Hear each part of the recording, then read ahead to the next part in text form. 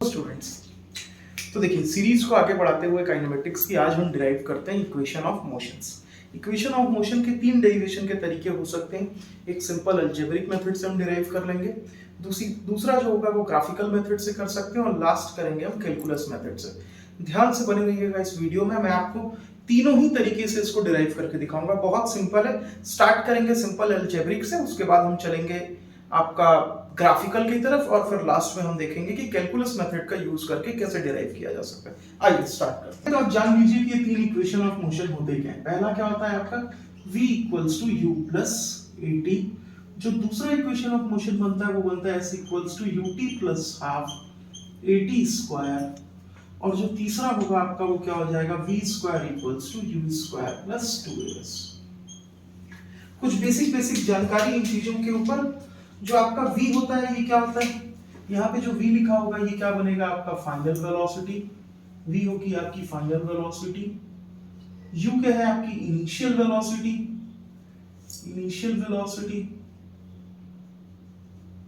a क्या है आपका acceleration,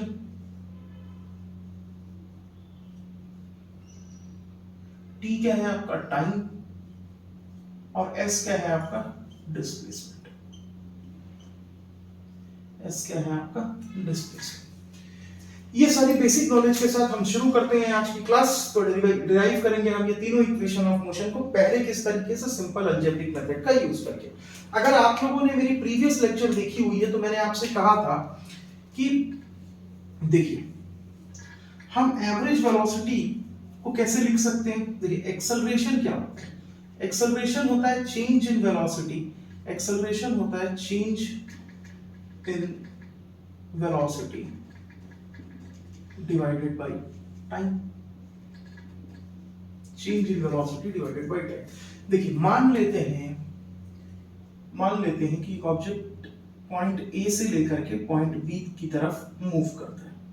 eight time t equals to 0 उसकी पोजीशन होती है ए पे, और at time t equals to t वो कहां पर पहुंच जाता है, पॉइंट बी पे। जब वो t इक्वल्स टू 0 पे उसकी जो वेलोसिटी होती है, सपोज करिए वो होती है, जो वेलोसिटी होती है उसको मैं मान लेता हूं इनिशियल वेलोसिटी कितनी u, और b पे जो वेलोसिटी होती है उसको क्या मान लेता हूं मैं, फाइनल वेलोसिटी v। तो देखिए एक्सेलरेशन कितना हो जाएगा, चेंज इन वेलोसिटी कहां से कहां हो, पहले वेलोसिटी u थी, अब वेलोसिटी कितनी हो गई है v, तो चेंज कितना हो जाएगा v माइनस u। अब आप देखेंगे नीचे ये क्या लिखा हुआ है आपका, टाइम कितना लग रहा है उसको चेंज करने में, t माइनस 0। तो यहां से क्या आ जाएगा a equals to v minus u upon t। तो ये क्या हो जाएगा आपका v minus u equals to at, या तो आप लिख सकते हैं v equals to u plus at। तो ये क्या डिराइव हो गया आपका, ये देखिए यही कहलाता है आपका क्या, फर्स्ट इक्वेशन ऑफ मोशन। अब सेकंड इक्वेशन ऑफ मोशन को कैसे निकालें, सेकंड इक्वेशन ऑफ मोशन कैसे निकालेंगे।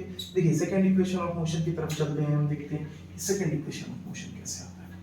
पहले हम इसको नॉर्मल अलजेब्रिक मेथड से करेंगे, फिर इसके बाद हम ये सारे डेरिवेशन को किस तरीके से करेंगे, ग्राफिकल और फिर कैलकुलस मेथड से। देखिए ये जो तरीका है बेसिकली क्लास 9th के स्टूडेंट्स को सिखाया जाता है, ठीक है। देखिए सेकंड इक्वेशन अगर आपको लिखना है तो कैसे लिख सकते हैं, आप देखिए एवरेज वेलोसिटी क्या होती है अगर एक्सेलरेशन कांस्टेंट हो। आपको मैंने अपनी प्रीवियस लेक्चर्स में भी ये चीज समझाई है कि ये तीनों इक्वेशन ऑफ मोशन कब वैलिड होते हैं, जब एक्सेलरेशन कैसी हो, जब एक्सेलरेशन कैसी होती है आपकी कांस्टेंट। अगर एक्सेलरेशन कांस्टेंट ना हो तो हम ये तीन इक्वेशन ऑफ मोशन यूज नहीं कर सकते। तो एवरेज वेलोसिटी कैसी होती है, एवरेज वेलोसिटी को क्या मैं ऐसा लिख सकता हूं, v plus u divided by v plus u by 2, v plus u by 2। मैंने आपको पहले भी ये तरीका समझाया था कि जब हमारे पास एवरेज वेलोसिटी निकालनी हो और एक्सेलरेशन कांस्टेंट हो तो हम डायरेक्टली क्या यूज कर सकते हैं, u प्लस v बाई 2, या फिर उसको आप एडिटिव है तो v प्लस u और u प्लस v का मीनिंग सेम होगा, तो आप लिख सकते हैं v प्लस u बाई 2। अब देखिए हमको एक चीज और पता है कि डिस्प्लेसमेंट वेलोसिटी और टाइम में क्या रिलेशन होता है, डिस्प्लेसमेंट वेलोसिटी और टाइम में क्या रिलेशन होता है। देखिए एवरेज वेलोसिटी को मैं और भी लिख सकता हूं, एवरेज वेलोसिटी को मैं और किस तरीके से लिख सकता हूं, total displacement upon total time, ठीक है। अब देखिए दोनों का जो LHS है, दोनों का LHS है वो क्या है, सेम है, तो दोनों के RHS को मैं क्या कर सकता हूँ, कंपेयर कर सकता हूँ, दोनों के RHS को मैं क्या कर सकता हूँ, कंपेयर कर सकता हूँ, करते हैं कंपेयर। तो total displacement, suppose total displacement कितनी हो जाती है s, और जो टाइम लगता है वो कितना लगता है t, इक्वल्स टू यहां से क्या आ जाएगा आपके पास v प्लस u बाई 2। ठीक है, फर्स्ट इक्वेशन ऑफ मोशन से अगर आप देखेंगे कि from the first equation of motion हमारे पास v की वैल्यू कितनी है, u प्लस 80, हमारे पास v की वैल्यू कितनी है, u प्लस 80, उसको मैं यहाँ v की जगह पे पुट कर देता हूँ। तो देखिए क्या हो जाएगा, s by T is equals to, v की जगह पे क्या पुट करना है आपको, u plus 80 plus u divided by क्या हो जाएगा आपका 2। जरा इसको सॉल्व करिए, क्या आएगा, s by T equals to u plus u कितना हो जाएगा आपका 2u प्लस 80 डिवाइडेड बाई 2। अब इसको थोड़ा सा और सॉल्व कर लेते हैं हम, t को यहाँ क्रॉस मल्टीप्लाई करते हैं तो s इक्वल्स टू कितना हो जाएगा 2ut प्लस 80 स्क्वायर बाई 2। जरा इसको अरेंज करके लिखिए तो कितना हो जाएगा आपका, implies s equals to ut plus half 80 square, कितना हो जाएगा s equals to ut plus half 80 square, जो कि हमारा कौन सा है, सेकंड इक्वेशन ऑफ मोशन। देखिए कुछ ज्यादा नहीं किया, मैंने कहा कि अगर एक्सेलरेशन कांस्टेंट है तो एवरेज वेलोसिटी क्या हो सकती है, u प्लस v बाई 2, और एवरेज वेलोसिटी का जो बेसिक फार्मूला बनता है वो क्या होता है, total displacement upon total time taken. अब देखिए एवरेज वेलोसिटी को v प्लस u बाई 2 भी लिख सकते हैं, और एवरेज वेलोसिटी को ही total displacement by total time भी लिख सकते हैं। इसका मतलब अगर दोनों के लेफ्ट हैंड साइड इक्वल है, इसका मतलब दोनों के राइट हैंड साइड भी क्या होने चाहिए, इक्वल होने चाहिए। तो मैंने जस्ट कंपेयर किया, तो देखिए टोटल डिस्प्लेसमेंट को मैं बोलता हूं s, और टोटल टाइम को मैं बोलता हूं t। ये किसके बराबर होना चाहिए, बोलो बेटा, ये किसके बराबर होना चाहिए, इसके बराबर होना चाहिए कि नहीं, v प्लस u बाई 2 के बराबर होना चाहिए। अब देखिए पहले इक्वेशन ऑफ मोशन से मेरे को पता है कि v की वैल्यू कितनी होती है, u प्लस 80, उस v की वैल्यू को मैंने यहाँ पुट कर दिया, कितना, u प्लस 80 डिवाइडेड बाई 2 था, 2 को रहने दिया। नेक्स्ट स्टेप में देखिए u प्लस u कितने हो जाएंगे, 2u प्लस 80 का 80 डिवाइड बाई 2 का 2। अब इस t को इस साइड क्रॉस मल्टीप्लाई करिए तो कितना आएगा, 2ut प्लस 80 स्क्वायर बाई 2, 2 को मार देगा और यहाँ हाफ बन जाएगा, तो इस इक्वल्स टू कितना हो गया, ut प्लस हाफ 80 स्क्वायर। ये आपका सेकंड इक्वेशन ऑफ मोशन इस तरीके से डिराइव हो गया। अब देखिए थर्ड इक्वेशन ऑफ मोशन को हम कैसे डिराइव करेंगे, देखते हैं। अप्रोच कुछ ऐसे ही रहेगी, बहुत डिफरेंट अप्रोच नहीं है, अप्रोच कुछ इसी तरीके से लेंगे, देखते जाइए। इसमें क्या कर सकते हैं, फिर वही तरीके से चलते हैं। देखिए एवरेज वेलोसिटी, एवरेज वेलोसिटी को हम लिख सकते हैं टोटल डिस्प्लेसमेंट बाय टाइम। ठीक है, तो यहां से आप देखोगे तो क्या मैं लिख सकता हूं, total displacement equals to average velocity into time,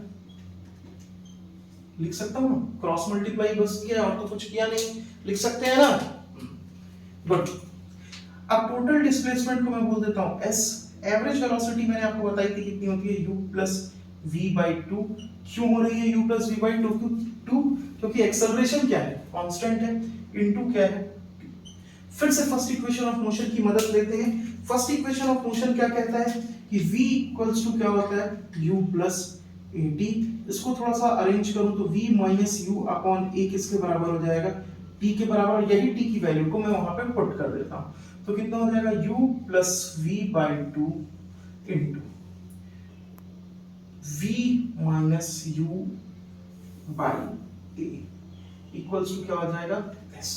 देखिए a plus b into a minus b, a plus b into a minus b कितना होता है, a square minus b square, तो कितना हो जाएगा, s इक्वल्स टू, देखिए a plus b, v plus u पढ़िएगा आप इसको, a plus b into a minus b, तो क्या हो जाएगा, a square minus b square divided by 2 into a, कितना हो जाएगा 2a।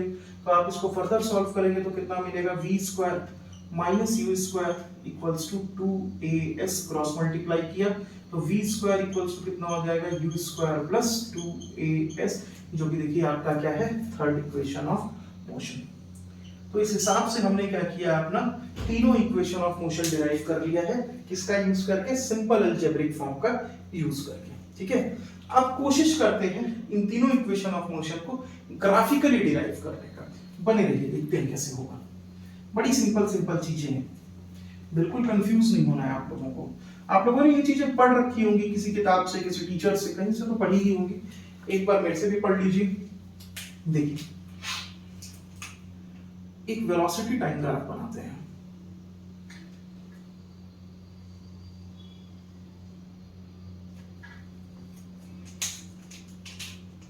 ये है आपका टाइम इन सेकेंड्स, ये है आपकी वेलोसिटी इन मीटर पर सेकेंड। कभी भी स्केल्स बनाइए तो उनकी एक्सेस को मार्क करना मत भूलिए। देखिए,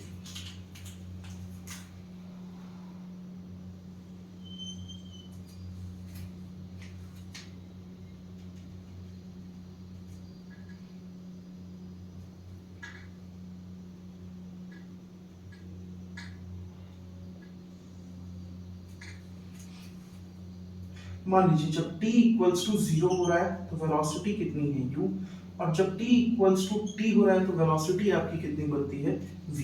ठीक है, तो यहां से यहां तक देखते हैं, ध्यान देंगे आपको सब समझ में आ जाएगा। यहां से यहां तक कितना हो जाएगा u, और यहां से ये पूरा यहां तक कितना है v। ये छोटा रीजन, ये छोटा सा रीजन यहां से लेकर के यहां तक का, यहां से लेकर के यहां तक का, ये रीजन कितना हो जाएगा आपका v माइनस u का रीजन हो जाएगा। ठीक है, अब देखिए थोड़ा सा और नामकरण कर देते हैं इन चीजों का। नामकरण ऐसा, मान लीजिए इस पॉइंट का नाम मैं दे देता हूं a, इसका नाम दे देता हूं b, इसका नाम दे देता हूं c। ठीक है, अब अगर आप लोगों को आइडिया हो तो ये पता होना चाहिए आप लोगों को कि जो वेलोसिटी टाइम ग्राफ का स्लोप होता है, कौन, slope of velocity time graph, velocity time graph ये क्या देता है आपको, एक्सेलरेशन। क्या दे देता है, एक्सेलरेशन। ठीक है, ये एक स्ट्रेट लाइन है। क्या है ये, एक स्ट्रेट लाइन है। तो अगर स्ट्रेट लाइन है तो इसका स्लोप कैसे निकालेंगे। अगर आप देखें कि एक स्ट्रेट लाइन का स्लोप निकालने के लिए m इक्वल्स टू क्या होना चाहिए आपका, y बाई x। ठीक है, हम स्लोप निकाल लेते हैं। इसमें m स्लोप होता है क्योंकि y इक्वल्स टू क्या होता है mx प्लस c, जहां पे c क्या होता है आपका इंटरसेप्ट ऑफ y एक्सिस। तो हम स्लोप कैसे निकाल रहे हैं, वो m equals to y upon x करके। कौन सी लाइन का स्लोप, तो ये वाले स्लोप की वैल्यू को हमको फाइंड करना है, ये स्लोप निकालना है। स्लोप tan थीटा के बराबर भी होता है, आप चाहे तो वहां से भी समझ सकते हैं। ठीक है, देखिए अगर मैं tan थीटा से आपको स्लोप समझाने की कोशिश करता तो क्या हो जाता, परपेंडिकुलर अपॉन बेस। अच्छा, बेस को भी मार्क कर लेते हैं, बेस को मैंने मार्क नहीं किया। ये यहां से यहां तक कितना टाइम इंटरवल है, जरा ध्यान से बताइएगा। यहां से यहां कितना टाइम इंटरवल है, t का टाइम इंटरवल है। तो अगर मैं स्लोप निकालूं तो कितना हो जाएगा, देखो ध्यान से। Slope of velocity time graph किसके बराबर होता है, पहले तो एक्सेलरेशन के। तो एक्सेलरेशन इक्वल्स टू कितना हो जाएगा मेरा y एक्सिस पे। देखिए इस लाइन का स्लोप y एक्सिस में क्या वैल्यू दे रहा है, v माइनस u की, डिवाइडेड बाय x एक्सिस पे उतनी देर में क्या है आपका t। तो एक्सेलरेशन इक्वल्स टू क्या हो जाएगा, v minus u by t। मतलब at इक्वल्स टू क्या हो जाएगा, v माइनस u, मतलब v इक्वल्स टू क्या आ जाएगा, u plus at। v equals to क्या हो जाएगा आपका, u प्लस at। देखिए यही है आपका फर्स्ट इक्वेशन ऑफ मोशन, यही क्या है आपका फर्स्ट इक्वेशन ऑफ मोशन। तो ग्राफिकली आप इस हिसाब से इसको डिराइव कर सकते हैं। ठीक है, अब ज्यादा कुछ छेड़छाड़ नहीं करेंगे, इसी वेलोसिटी टाइम ग्राफ का यूज करके हम second equation of motion derive करने की कोशिश करेंगे। सेम वेलोसिटी, तो देखिए ज्यादा कुछ नहीं, इसी ग्राफ का यूज करते हुए मैं आपको सेकंड इक्वेशन ऑफ मोशन भी डिराइव करके दिखाता हूं। देखिए बुक आपके स्कूल के एग्जाम में ये सारे क्वेश्चंस पूछ सकते हैं आपसे ना, थोड़ा सा ध्यान से समझिएगा। देखिए हमको एक बेसिक चीज पता है कि ये सारे बेसिक्स जो होते हैं ना बेटा, पहले बेसिक्स ही क्लियर होने चाहिए। Area under velocity time graph, velocity time graph ये किसके बराबर हो जाते हैं, area under velocity time graph आपको क्या देते हैं, डिस्प्लेसमेंट। क्या दे देते हैं, डिस्प्लेसमेंट देते हैं। ठीक है, जो भी एरिया आएगी वेलोसिटी टाइम ग्राफ के अंडर, ये आपको क्या दे देगी, डिस्प्लेसमेंट दे देगी। तो चलिए कुछ ज्यादा नहीं करना है, हमको क्या निकालना है इसके अंदर की एरिया। तो देखिए आप ये दो पोर्शंस में डिवाइडेड है ये पूरा फिगर, ये पूरा फिगर जो है वो दो पोर्शंस में डिवाइडेड है। एक ये आपको रेक्टेंगुलर रीजन दिख रहा होगा, और अगर ध्यान से देखेंगे तो यहाँ पर आपको एक ये ट्रायंगुलर रीजन दिख रहा होगा। कैसा रीजन दिख रहा है? एक ट्रायंगुलर रीजन दिख रहा है। तो हम क्या कर लेते हैं, पहले इसका एरिया निकालते हैं। तो displacement S is equals to कितना हो जाएगा, area of rectangle plus area of क्या लिख देते हैं, triangle. S equals to UT plus half AT square आना चाहिए डिराइव करने के बाद। देखिए एरिया ऑफ रेक्टेंगल कितना होता है, लेंथ इनटू विड्थ। तो लेंथ कितनी है टी, और विड्थ कितनी है, देखिए यू, विड्थ कितनी है यू। तो इसकी एरिया कितनी हो जाएगी, you into T plus area of triangle क्या होता है, हाफ बेस इनटू एल्टीट्यूड। कितना होता है, हाफ बेस। देखिए ये ट्रायंगल की बेस कितनी है, टी इनटू इसकी हाइट कितनी है, देखिए ध्यान से इसकी हाइट कितनी है, हाइट कितनी है इसकी v माइनस यू, हाइट कितनी है इसकी v माइनस यू। अब इसको सॉल्व कर लेते हैं। देखिए हमको पता है कि s equals to UT plus half AT square में v का टर्म नहीं आना चाहिए, तो v के टर्म को हटाने के लिए हमको क्या करना पड़ेगा, हमको पता है कि v इक्वल्स टू क्या होता है, u प्लस एटी। कहां से, फर्स्ट इक्वेशन ऑफ मोशन से। तो हम यहाँ पे v की वैल्यू पुट कर देते हैं। तो v इक्वल्स टू क्या होता है, u प्लस एटी, इसको हम यहाँ पुट कर देते हैं। तो कितना हो जाएगा, s equals to UT plus half t into v की जगह कितना आ जाएगा, u plus AT minus u। ठीक है, अब ये u इस u को क्या कर देगा, मार देगा। तो s इक्वल्स टू कितना हो जाएगा, यहाँ से ut plus half a into T का स्क्वायर। s इक्वल्स टू कितना हो जाएगा, ut plus half a t square. ध्यान से देखिए यही था आपका सेकेंड इक्वेशन ऑफ मोशन। ठीक है, अब इसी से थर्ड इक्वेशन ऑफ मोशन भी फाइंड आउट करने की कोशिश करते हैं। देखो थर्ड इक्वेशन ऑफ मोशन कैसे आएगा, उसको निकालना थोड़ा सा और आसान होगा, ज्यादा कुछ चेंजेस नहीं करने, सिर्फ इतना सा हटा रहा हूं। हमको ये चीज तो पता ही है कि area under velocity time graph क्या देती है, आपको डिस्प्लेसमेंट देती है। तो हम क्या करते हैं, ध्यान से देखेंगे इस फिगर को, तो ये ट्रेपेजियम के समान भी दिख रहा है। अगर ट्रेपेजियम के समान देखना हो तो क्या ये इसकी पैरेलल, ये O से U, जो कि U है, O से A, ऐसे पढ़िए O से A, और ये वाले पॉइंट से T से लेकर के B तक, ये दो क्या है आपकी पैरेलल साइड्स हैं। कैसी हैं, पैरेलल साइड्स। और ये दो कौन सी हैं आपकी, नॉन पैरेलल साइड। तो एरिया ऑफ ट्रेपेजियम क्या बनता है, half sum of parallel sides into altitude. तो अगर मैं यहाँ पे इसकी एरिया निकालूं S, तो क्या हो सकता है, वो एरिया ऑफ ट्रेपेजियम के बराबर होगा, एरिया ऑफ ट्रेपेजियम के बराबर होगा। तो एरिया ऑफ ट्रेपेजियम क्या होगा, half sum of parallel sides into height या ऑल्टीट्यूड, जो भी लिखना चाहे। तो हाफ, देखिए दो पैरेलल साइड्स कौन सी हैं उसकी, एक u है प्लस दूसरी वाली पैरेलल साइड क्या है, यहां से यहां तक की पैरेलल साइड कितनी है, v है। देखिए ये मार्क है यहाँ पे v इनटू ये दोनों ही पैरेलल साइड के बीच का डिस्टेंस कितना है, t। यहाँ पे वैल्यू पुट कर दीजिए आप कितनी, t। और ये किसके बराबर हो जाएगी, ये किसके बराबर हो जाएगी, s के बराबर हो जाएगी। अब क्या करिए, t की वैल्यू फिर से फर्स्ट इक्वेशन ऑफ मोशन से लेकर के आइए। देखिए v इक्वल्स टू क्या होता है, u प्लस at। तो v माइनस u किसके बराबर हो जाएगा, at के बराबर। तो v minus u upon a किसके बराबर हो जाएगा, t के बराबर। इसी t की वैल्यू को आप उठा करके वहां पुट कर दीजिए, आपका आंसर आ जाएगा। तो s इक्वल्स टू कितना हो जाएगा, half u plus v into v minus u upon a।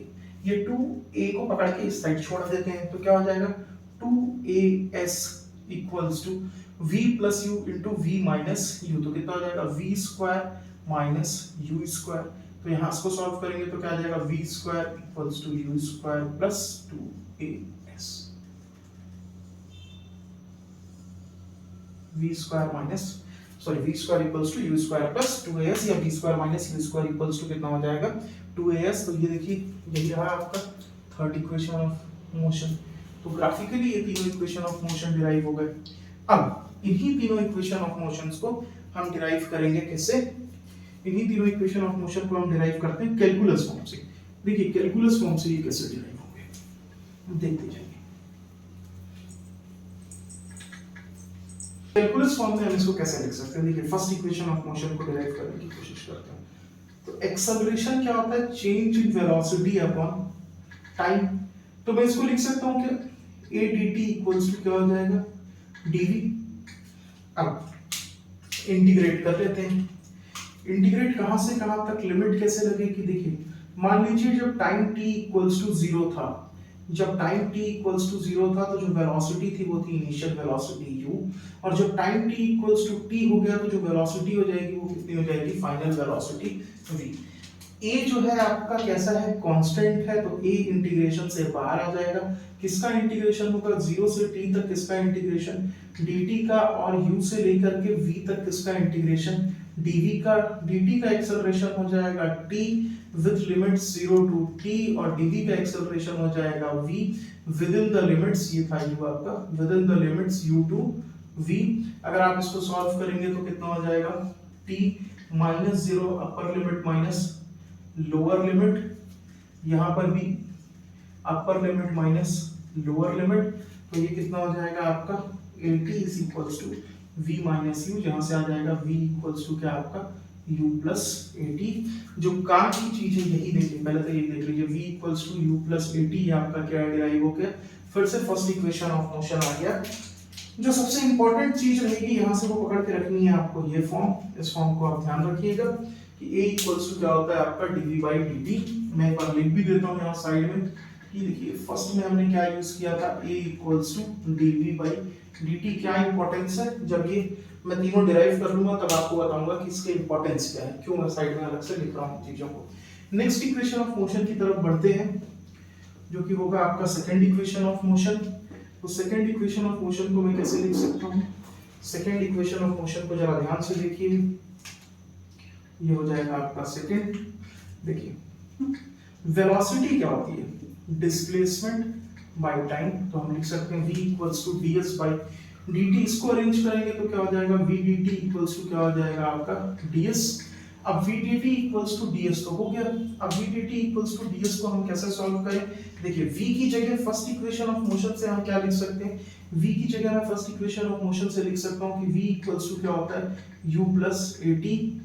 तो ये वैल्यू को मैं यहाँ पुट कर देता हूँ, तो u plus 80 dt equals to क्या हो जाएगा ds। ठीक है, देखिए अब इसको इंटीग्रेट कर लेते हैं, हम दोनों साइड इंटीग्रेट कर लेते हैं विद इन द लिमिट्स। तो कितनी लिमिट लगाए, एट t इक्वल्स टू क्या 0, at t equals to 0 displacement भी थी 0, जब time t equals to t हुआ तो डिस्प्लेसमेंट को मान लेते हैं कितनी हो गई s। अब इसको डिस्ट्रीब्यूट कर लीजिए आप, तो कैसे डिस्ट्रीब्यूट कर लेते हैं, 0 से t तक ये कितना हो जाएगा u dt प्लस 0 से t तक कितना हो जाएगा ये आपका 80 dt इक्वल्स टू कितना हो जाएगा इधर आपका 0 से लेके s तक क्या ds।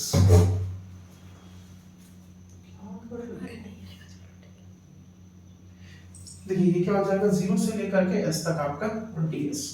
फिर देखिए आगे क्या करना है इसका, u कैसी वैल्यू है बेटा, u इनिशियल वेलोसिटी। कोई ऑब्जेक्ट अगर काफी देर तक चलता है तो उसका अगर कांस्टेंट एक्सेलरेशन भी हो रहा है तो धीरे धीरे उसकी स्पीड क्या हो रही होगी, इंक्रीज। अगर डी एक्सेलरेशन हो रहा होगा तो धीरे धीरे स्पीड क्या हो रही होगी, डिक्रीज। लेकिन इनिशियल स्पीड तो एक कांस्टेंट वैल्यू होगी ना, जहां से वो चलना स्टार्ट किया होगा। मान लो 5 मीटर पर सेकंड से स्टार्ट करके वो ए एक्सेलरेशन के साथ उसकी स्पीड इंक्रीज हो रही है, या तो 5 मीटर पर सेकंड के से स्टार्ट होकर के ए एक्सेलरेशन के साथ उसकी स्पीड रिड्यूस हो रही है। लेकिन जो इनिशियल होगा वो तो एक फिक्स्ड चीज होगी, इसलिए u यहाँ पर क्या बन जाएगा कांस्टेंट, और इंटीग्रेशन से बाहर आ जाएगा। तो u बाहर आ जाएगा, इंटीग्रेशन अंडर द लिमिट 0 से t तक किसकी dt की, प्लस ये तो कांस्टेंट होता है उसको बाहर करिए, 0 से t तक लिमिट के अंडर में कौन किसका इंटीग्रेशन हो रहा है d dt का, और 0 से लेकर के s तक ds का इंटीग्रेशन कितना हो जाएगा s under the limit 0 to s dt का इंटीग्रेशन हो जाएगा आपका t with limit 0 to t plus acceleration बाहर है, t का इंटीग्रेशन हो जाएगा t square by 2 within the limit 0 to t। यहां पे पुट कर दीजिए upper limit s minus lower limit 0, यहां पर भी पुट करते हैं upper limit t minus lower limit 0 plus a upper limit जो कि t, तो t का स्क्वायर बाय 2 माइनस 0 का स्क्वायर बाई 2 इक्वल्स टू कितना हो जाएगा आपका s, सॉल्व करेंगे तो कितना हो जाएगा ut प्लस ये कितना हो जाएगा 1 बाई 2 को बाहर ले लीजिए, ये हो जाएगा at स्क्वायर इक्वल्स टू क्या हो जाएगा s, अरेंज करके लिखेंगे तो कितना हो जाएगा s equals to ut plus half at square, और यही क्या है आपका, और यही चीज क्या है आपकी सेकेंड इक्वेशन ऑफ मोशन। देख लीजिए यही है आपका सेकेंड इक्वेशन ऑफ मोशन। ठीक है, इस चीज को यहाँ का जो सबसे इंपॉर्टेंट चीज है इसको भी अलग से लिख के रख लेते हैं। क्या है v equals to ds by dt, बहुत इंपॉर्टेंट है, इसको भी लिख के रखिए। अब चलते हैं अपने लास्ट वाले के लिए।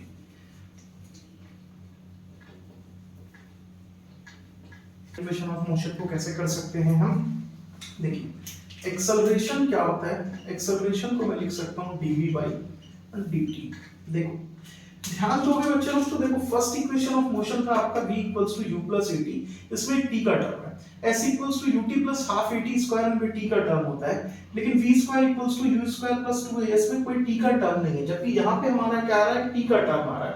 तो हमको क्या करना पड़ेगा, इस t के टर्म को रिमूव करना पड़ेगा। इस t के टर्म को रिमूव करने के लिए मैं क्या करता हूँ, यहाँ पे ds और ds से मल्टीप्लाई डिवाइड कर लेता हूँ। ds से मल्टीप्लाई डिवाइड करने से होगा क्या, देखो ध्यान से, ds से मल्टीप्लाई डिवाइड करने से मेरा एक टर्म बन जाएगा ds बाई dt, और दूसरा क्या रह जाएगा मेरा dv बाई ds, क्या हो जाएगा dv बाई ds। आप देखोगे ds बाई dt को मैं क्या लिख सकता हूँ v, और ये क्या हो जाएगा मेरा dv बाई ds। अब फर्दर ये देखिए यहाँ से t का टर्म रिमूव हो गया, जैसे t का टर्म रिमूव हो गया अब करना आसान हो गया, ये कितना हो जाएगा a ds equals to v dv। Integrations की लिमिट पहले बना लेते हैं, जब पार्टिकल जीरो पे था उसका डिस्प्लेसमेंट तो मान लेते हैं उसकी इनिशियल वेलोसिटी u थी उस कंडीशन में, जब पार्टिकल s पे आया तो उसकी वेलोसिटी फाइनल वेलोसिटी कितनी बन गई v, a तो कांस्टेंट है, इंटीग्रेशन से बाहर आ जाएगा, तो किसका इंटीग्रेशन, ds का integration under the limit 0 to s। वैसे ही यहाँ v का इंटीग्रेशन, v dv का इंटीग्रेशन कितना हो जाएगा आपका v square by 2 under the limits u to v। Solve करेंगे इसको तो कितना मिल जाएगा a, ds का इंटीग्रेशन हो जाएगा s within the limit 0 to s, और ये हो जाएगा v square by 2, upper limit put करिए तो कितना आ जाएगा v square by 2 minus lower limit put करिए u स्क्वायर बाई 2, सॉल्व करेंगे तो कितना हो जाएगा a s equals to v square minus u square divided by 2, तो ये हो जाएगा 2as is equals to v square minus u square, और थोड़ा सा अरेंज कर देंगे तो आपको क्या मिल जाएगा v square equals to u square plus 2as। और ध्यान से देखिए यही है आपका क्या, थर्ड इक्वेशन ऑफ मोशन। ये देखिए v square equals to u square plus 2as। यहाँ पे ध्यान देने वाली चीजें कौन कौन सी, यहाँ पे ध्यान देने वाले के लिए जो आपके पास फॉर्मूला होना चाहिए वो इस चीज को आप बहुत अच्छे से ध्यान में रखेंगे, ये ठीक है, इसको भी मैं लिख देता हूँ। थर्ड जो हमारे पास इंपॉर्टेंट चीज मिली वो क्या मिली कि a equals to v into dv by ds, कितना मिला। अब देखिए ये जो तीन चीजें मिली हुई हैं अपने को, a equals to dv by dt, v equals to ds by dt, और a equals to v into dv by ds, basically यही क्या होते हैं हमारे, इन्हीं को क्या बोला जाता है थ्री इक्वेशंस ऑफ मोशन। ये हमारे एक्चुअली में तीन इक्वेशन ऑफ मोशन है, और ये जो लिखे हुए हैं तीनों ये क्या है, ये कब बनते हैं, this are three equation of motion, this are three equations of motion, this are three equations of motion only when acceleration is constant। तो होपफुली आपको इस कॉन्सेप्ट पे अब थोड़ी क्लियरिटी मिली होगी, आपको ये समझ में आ गया होगा कि तीनों इक्वेशन ऑफ मोशंस को अलजेब्रिक वे में, ग्राफिकल वे में और कैलकुलस वे में कैसे डिराइव किया जा सकता है। ठीक है, तो ऐसे ही अच्छे से पढ़ते रहिए आप। Thank you.